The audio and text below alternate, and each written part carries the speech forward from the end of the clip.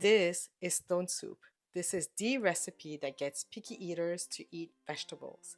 If you have a fussy eater at home, this soup might feel like actual magic. This isn't just the recipe, it's the power of a story, the magic of the stone, and the kids being part of the process. I'll show you the kid psychology behind the legend, how to make a restaurant quality soup, and how to freeze this soup for one of those busy weeknights. In class, we read the fable together to really turn this meal into a story. In the book, they use a stone, and I decided to bring the rock sugar, and the kids lost their minds when they saw this. One, it looks like a diamond. Two, it dissolves into the soup, so they thought, oh my God, this is magic. And it brings this mellow sweetness to the broth, and this is very pleasing to the kids' palate. As in the story, each student brought a vegetable to contribute. This gives them ownership and pride. We will make the stone soup in 2 steps, the broth and the toppings. For the broth, I like to select vegetables that are aromatic, like onions and leeks, vegetables that are sweet and savory, like carrots and celery. If you have vegetable scraps, now is their time to shine. Avoid vegetables that leach color, like beets, and use sparingly veggies that release a lot of starch, like potatoes. Here, I let the kids chop all the veggies for the broth. Chopping veggies give kids the opportunity to get acquainted with the ingredients. We're not looking for perfection as the broth will be strained.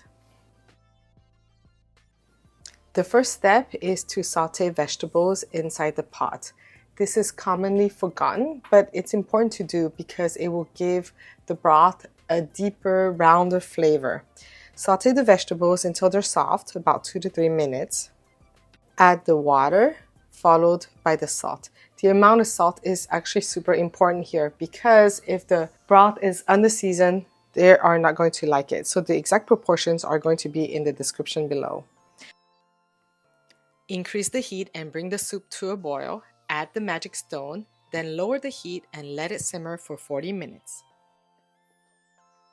I like to make a big batch of broth and freeze it for later. Let it cool completely, strain, and pour it into mason jars. Make sure to stop at the widest part for freezer expansion. This is important. Freeze without lids, and once solid, seal and label. On busy weeknights, microwave for about 5 minutes and finish heating on the stove. Homemade broth available anytime. Step 2, the toppings. Boil pasta in salty water. The key here is to make sure the water is well seasoned. Add the pasta, and then in the last 5 minutes of the cooking time, add your diced vegetables. This will make sure that the vegetables and the pasta are nicely seasoned and perfectly al dente. Once you're done, strain it. Now it's time to assemble the soup. In each bowl, add some toppings, pasta, and vegetables, and ladle the broth over it. And now you have a perfectly healthy and delicious stone soup that the kids just adore. Who would have thought that a simple story, a little involvement, and one humble soup could help picky eaters enjoy real food? If this helped you, please share with another parent. In the next video, I'll show you how to make pho, a Vietnamese soup that kids adore.